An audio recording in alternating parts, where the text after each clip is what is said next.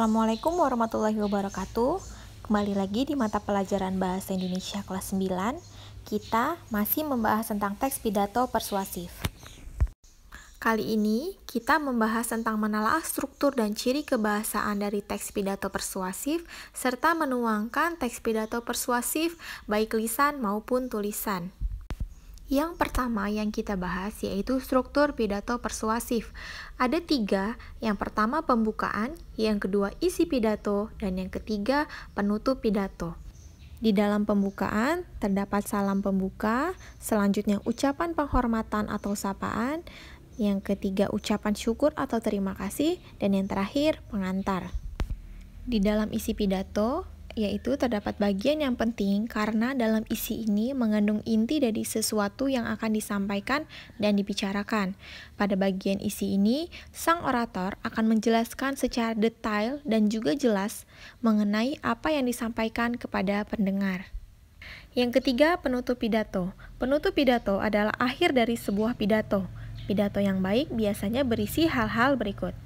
Yang pertama, simpulan secara ringkas dari materi yang dijelaskan. Yang kedua, perminta maaf kepada pendengar jika ada salah dalam berkata dan menyinggung pembaca.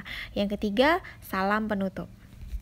Setelah tadi kita membahas tentang struktur teks pidato, kita akan membahas struktur isi dari teks pidato persuasif. Ada pernyataan posisi, tahap argumen, serta penguatan pernyataan posisi. Yang pertama, terdapat pernyataan posisi atau ide. Pengantar yang berisi pendapat dan pendirian penulis tentang masalah yang akan disampaikan.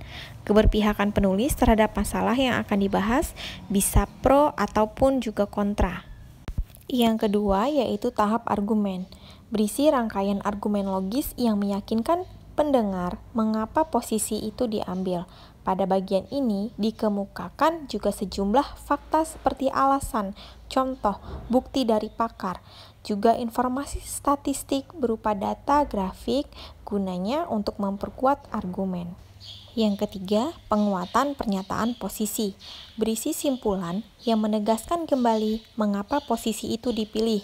Penguatan biasanya menggunakan suara yang berbeda, nada tinggi rendah, menggunakan mimik wajah, bisa terlihat dari bahasa tubuh, bukti logis, serta informasi statistik berupa data, grafik, dan lain sebagainya.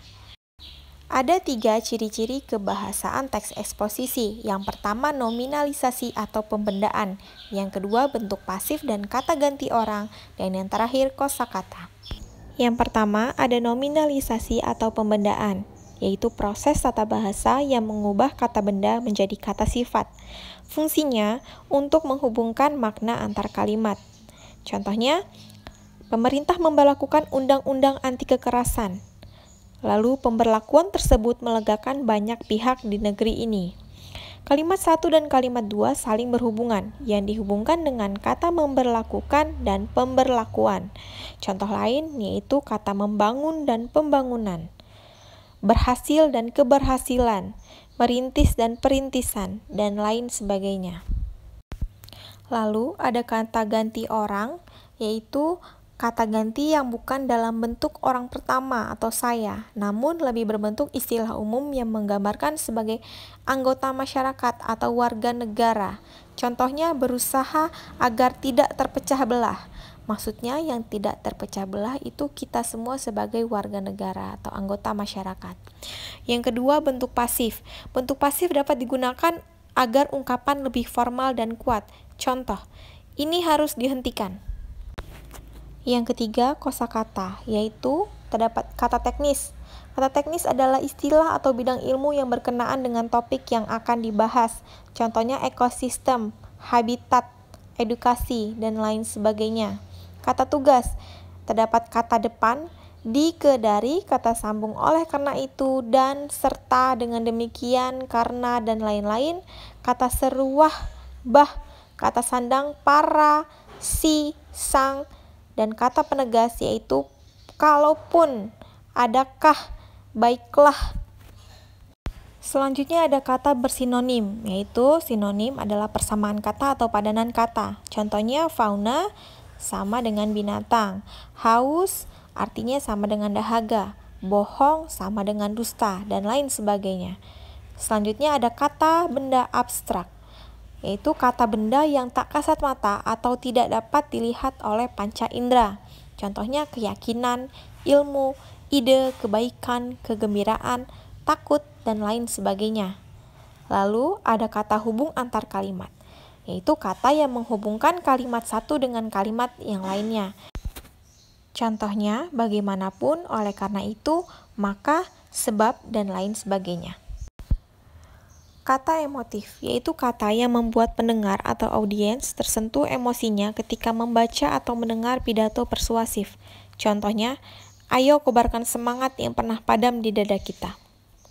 Yang terakhir yaitu model repetisi. Bahasa yang menggunakan pengulangan kata yang sama yang bertujuan untuk menegaskan makna dari kalimat atau wacana. Contohnya, saya merasa takut berada di bawah sinar matahari karena berlubangnya lapisan ozon. Saya merasa takut untuk bernapas karena tidak tahu ada bahan kimia apa yang dibawa oleh udara. Pengulangannya atau mode repetisinya yaitu saya merasa takut.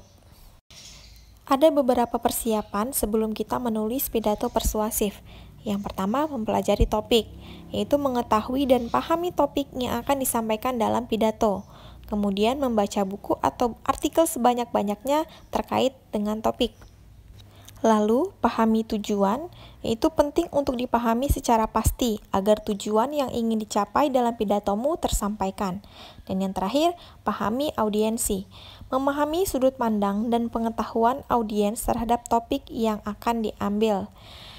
Dan jangan lupa, dalam menulis pidato persuasif, kita harus menggunakan struktur teks pidato persuasif, yaitu pembuka, isi, dan juga penutup, serta struktur isi teks pidato persuasif yang berupa pernyataan posisi, tahap argumen, dan juga penguatan pernyataan posisi. Sekian pembelajaran pada hari ini. Ibu harap kalian bisa memahaminya dengan baik. Ibu akhiri, wassalamualaikum warahmatullahi wabarakatuh.